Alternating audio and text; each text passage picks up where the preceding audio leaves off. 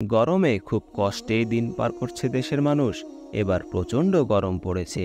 গরম আসলে কোথা থেকে আসে? চলুন জেনে আসি নবীজি সাল্লাল্লাহু আলাইহি সাল্লাম এ বিষয়ে কি বলেছেন। এই গরমে কি ইবাদতের কথা বলা হয়েছে, খুব সহজে কোন আমলের মাধ্যমে বেশি সওয়াব লাভ করা যাবে এই গরমের মধ্যে।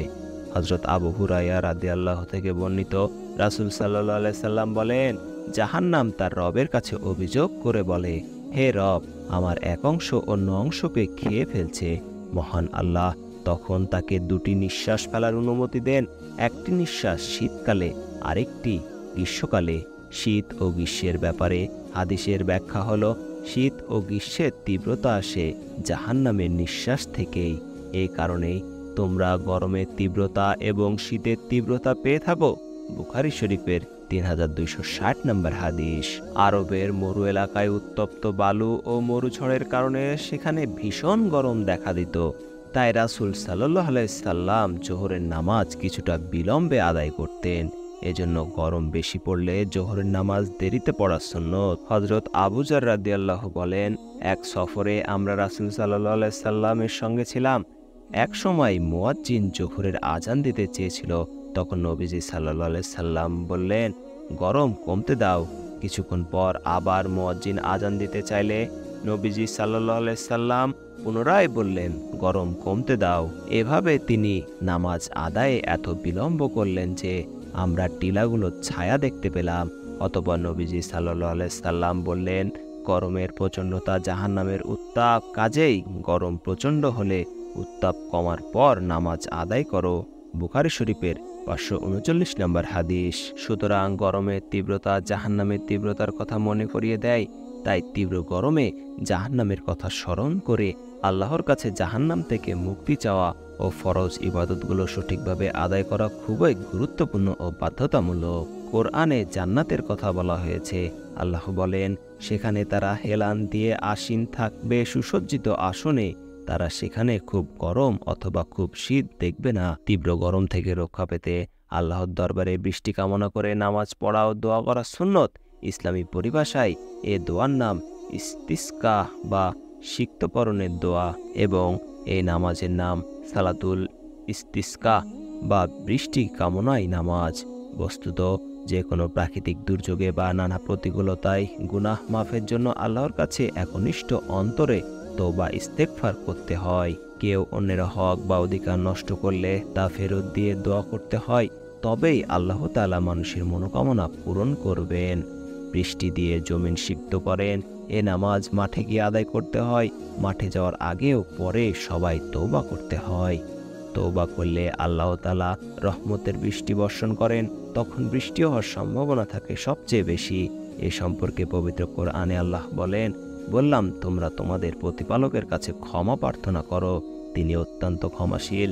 তিনি তোমাদের জন্য অজস্র বৃষ্টি দ্বারা প্রবাহিত করবেন, তোমাদের ধন সম্পদ সন্তানাদি দ্বারা সাহায্য করবেন। সূরা নূহ এর 10 থেকে 12 নম্বর আয়াতে এটি বলা হয়েছে।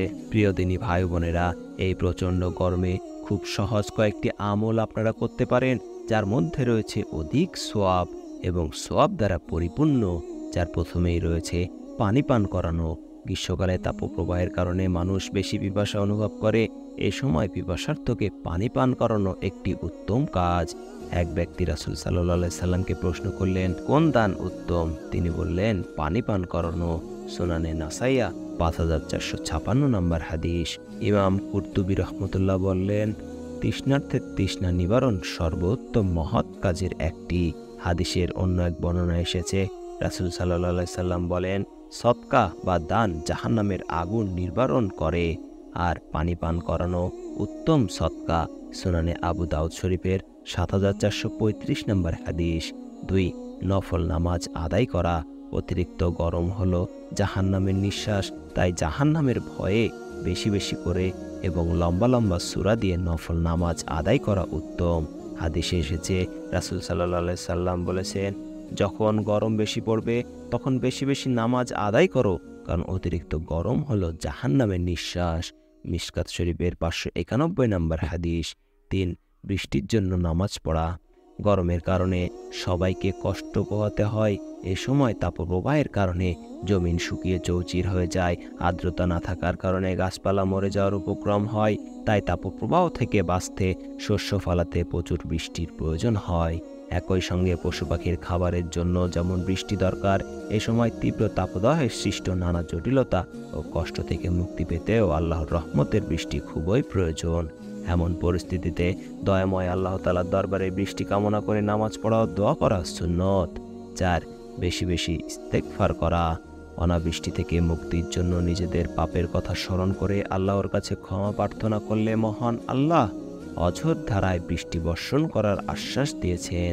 পবিত্র কোরআন মাজিদে ইরশাদ হয়েছে, তোমরা তোমাদের পালনকর্তার কাছে ক্ষমা প্রার্থনা করো, তিনি অত্যন্ত ক্ষমাশীল, তিনি তোমাদের ওপর অজস্র বৃষ্টিধারা প্রবাহিত করবেন।